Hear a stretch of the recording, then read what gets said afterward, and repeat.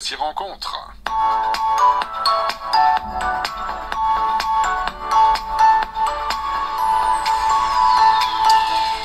Et l'antisémitisme en Russie date du régime tsariste. Malheureusement, il a continué avec la révolution bolchevique. Le KGB avait même créé, figurez-vous, une cellule spéciale uniquement dévolue à la lutte contre le sionisme.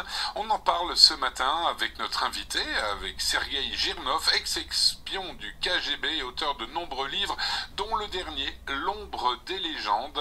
Lise, je vous laisse parler de tout cela avec notre invité. Sergueï Girnov, bonjour. Bonjour, chers amis. Merci d'être avec nous ce matin sur Radio Judaïka. Alors, une fois n'est pas coutume, les Russes étaient à la pointe, Sergueï. Aujourd'hui, on comprend bien que le nouvel antisémitisme, c'est l'antisionisme. Ils avaient déjà inventé les choses, si j'ose dire. Racontez-nous un peu cette cellule du KGB qui était chargée de lutter contre le sionisme.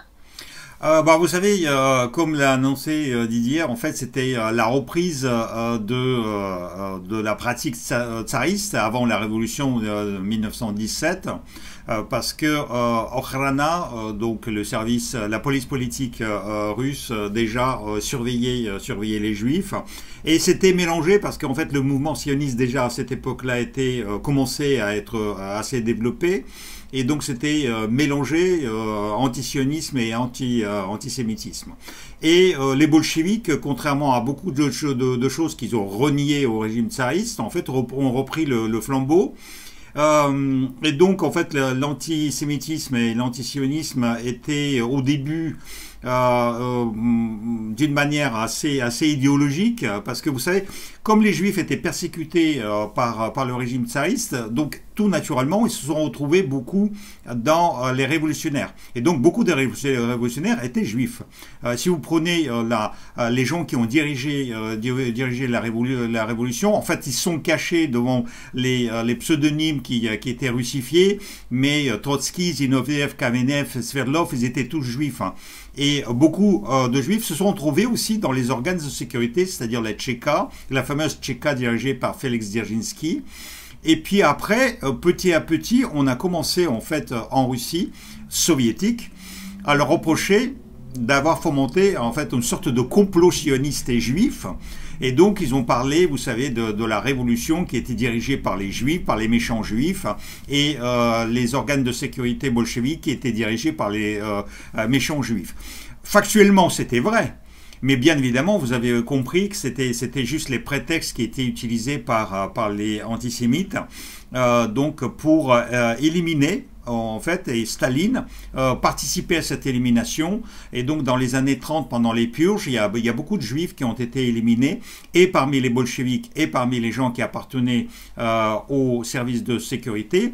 Et le KGB, qui est né en 1954 et donc qui a repris le flambeau de GPU, Tcheka, MGB, NKVD, donc en fait a maintenu cette politique interne antisémite et antisioniste, malgré le fait que la création de l'État juif en 1949 par la fameuse résolution de la création de 2 États des Nations Unies a été portée par Staline, par l'Union soviétique, a été soutenue par l'Union soviétique. D'ailleurs, aucun pays arabe à l'époque n'a voté cette résolution.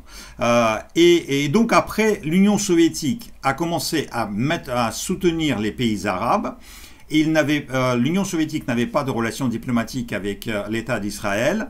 Et quand je suis rentré au KGB, donc en 1984, on a commencé à m'apprendre les choses, comment ça se passait à l'intérieur du KGB. Et notamment, on nous a, enfin moi en particulier, mais on nous a donné, nous les auditeurs de l'école de l'espionnage, on nous a donné le rangement des ennemis de l'URSS.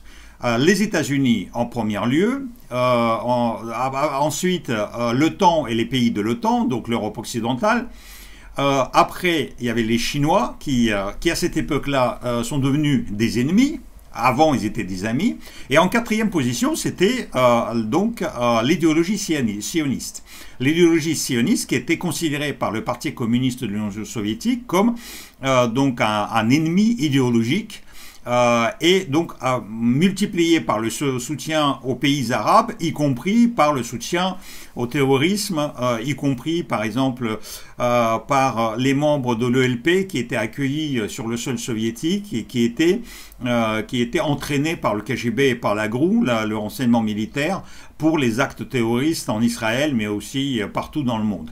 Voilà le mélange que nous avons vécu, que moi j'ai vécu dans les années 70, 80 et 90, à l'intérieur du KGB. Le KGB n'acceptait quasiment pas de juifs dans ses rangs. Donc en fait le prétexte était que soi-disant il maintenait les quotas ethniques parce qu'en Union soviétique comme en Russie actuelle, les juifs sont considérés non pas comme une religion mais comme une ethnie. Et donc, vous savez, dans nos passeports, en fait, et en Russie, en Union soviétique, on avait un paragraphe qui marquait notre appartenance ethnique. Et donc, il y avait dans les passeports soviétiques et russes actuels l'inscription juif qui est comme ethnie.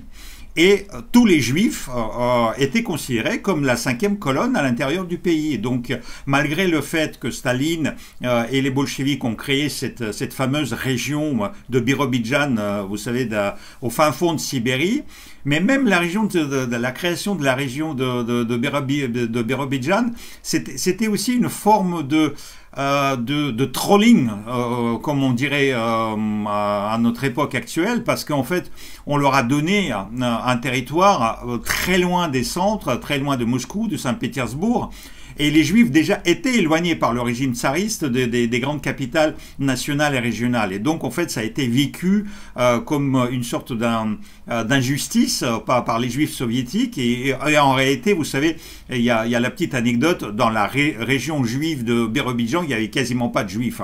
Donc, il y avait que les gens des ethnies sibériennes et extrême orientales qui habitaient sur place et donc qui habitaient cette région. Donc voilà, il y a un truc qui était assez mélangé, et au KGB, comme vous avez compris, comme on vous désigne, donc on désigne l'État d'Israël comme un ennemi idéologique et le sionisme comme une idéologie ennemie. Donc le KGB travaillait là-dessus, donc, et comme l'a cité Didier, il y avait des départements, un département ou plusieurs départements qui étaient dédiés à cette lutte. Moi personnellement, j'ai jamais travaillé là-dedans, Dieu merci, mais bien évidemment, je connaissais la structure interne de l'URSS et du KGB de l'URSS, et donc je savais qu'il y avait des départements qui travaillaient sur cette thématique. Alors on a compris, Sergueï, qu'il y avait un premier antisémitisme, on va dire un peu structurel, historique, qui revenait depuis longtemps, qui avait ensuite cet antisionisme qui en plus était, je dois dire, augmenté par le fait qu'Israël était l'allié des États-Unis, ennemi public numéro 1 de la Russie, donc ça on comprend. Et la troisième chose, c'est ce que vous avez dit, c'est-à-dire le soutien aux États arabes et notamment au mouvement terroriste palestinien, que ce soit Yasser Arafat à l'époque ou même maintenant Mahmoud Abbas qui a fait aussi des études à Moscou. Alors ce lien en fait entre le terrorisme palestinien et Moscou, il s'est organisé comment au travers de l'histoire ?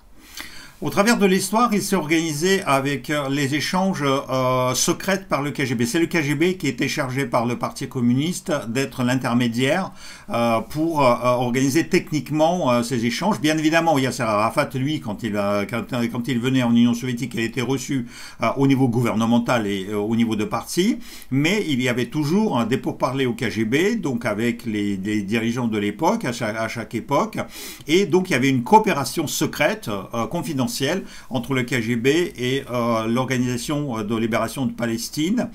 Donc avec, bien évidemment, il y avait la formation aussi d'étudiants palestiniens, vous savez, dans les universités soviétiques, notamment à Patrice Lumumba, la fameuse université de Moscou, qui a accueilli beaucoup d'étudiants étrangers, notamment du continent africain.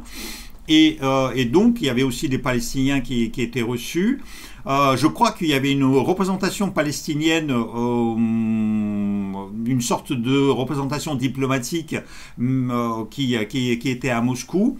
Et le KGB était donc l'intermédiaire qui assurait d'abord les pourparlers confidentiels à chaque fois quand il fallait. Après qu'il assurait aussi le transfert d'argent, puisqu'il y a l'argent qui circulait donc en direction de Palestine par les soviétiques. Et puis après, le soutien par les armes et la formation des agents terroristes de l'État palestinien. Donc voilà, voilà la chose. Et il y avait encore un volet qui était, il faut rajouter encore un volet, c'est que en fait les Juifs qui voulaient partir, qui voulaient faire l'Aliyah et donc qui voulaient partir à l'étranger, soit en Israël, soit aux États-Unis, soit en Europe. Donc le KGB, en gros, faisait pression sur eux et les obligeait quasiment tous les Juifs à signer le papier comme quoi ils s'engageaient à travailler clandestinement avec le KGB. D'ailleurs, il y a plein d'anecdotes par rapport à ça, même si le fond est assez dramatique. Mais les Juifs, en gros, en fait, ils disaient on va signer n'importe quel papier pourvu qu'on quitte l'URSS, et puis une fois quand on est à l'extérieur, ce papier n'aura aucune valeur pour nous. Et donc, il y en a beaucoup qui l'ont dit, en fait, tout simplement, oui, on a signé des papiers, mais vous savez, c'était juste pour partir. Voilà, c'était une condition sine qua non voilà, pour quitter l'URSS. Mais n'empêche que ce recrutement dans le mouvement juif qui partait à l'étranger de l'Union soviétique, y compris en Israël, a aussi, en quelque sorte, alimenté les agents secrets du KGB, y compris sur le sol israélien. Absolument. Et vous le dites aussi, Sergueï, Mahmoud Abbas lui-même était soit un agent du KGB, soit un agent d'influence de l'URSS. C'est plutôt un agent d'influence, parce qu'en fait, l'agent, c'est quelqu'un qui travaille pour le KGB. Mahmoud Abbas n'était pas, enfin c'est une personnalité étatique en quelque sorte, en fait gouvernementale de la Palestine. Donc à ce niveau-là, on n'est pas agent, on est agent d'influence. Ça veut dire qu'on n'y signe pas le papier comme quoi je vais travailler pour le compte du KGB. Donc en fait, le KGB avait des relations tout simplement informelles avec ses dirigeants, comme avant avec Yasser Arafat. Mais faut pas oublier non plus que la Russie de Poutine soutient actuellement Hamas. Le Hamas est soutenu par la Russie. La Russie, d'ailleurs, ne reconnaît pas le côté terroriste de Hamas. Elle a reçu les délégations de Hamas au niveau, non pas officiellement de Poutine, mais au niveau du ministère des Affaires étrangères, mais à plusieurs reprises. Et d'ailleurs, Poutine joue là-dessus. D'ailleurs, il faut bien dire que hier, il y avait la conversation entre Benjamin Netanyahu et Poutine, téléphonique, où Poutine essayait de rester présent dans la thématique proche-orientale et moyen-orientale, y compris sur la thématique donc de pacification du conflit, mais aussi dans Syrie, au Liban, en Iran, etc. On a bien compris que Vladimir Poutine voudrait récupérer un petit peu d'influence dans cette région et en enlever à Donald Trump, mais pour l'instant c'est mal parti, c'est mon opinion personnelle. Oui, mais vous avez parfaitement raison, parce que je vous rappelle que quand Donald Trump est venu en Israël et quand il a signé aussi les derniers accords en Égypte, la Russie n'était pas ni invitée ni participative. Exact. Merci beaucoup Sergueï Girnov, ex-espion du KGB et auteur de nombreux livres dont L'ombre des légendes. Bonne journée à vous, à très bientôt. Merci.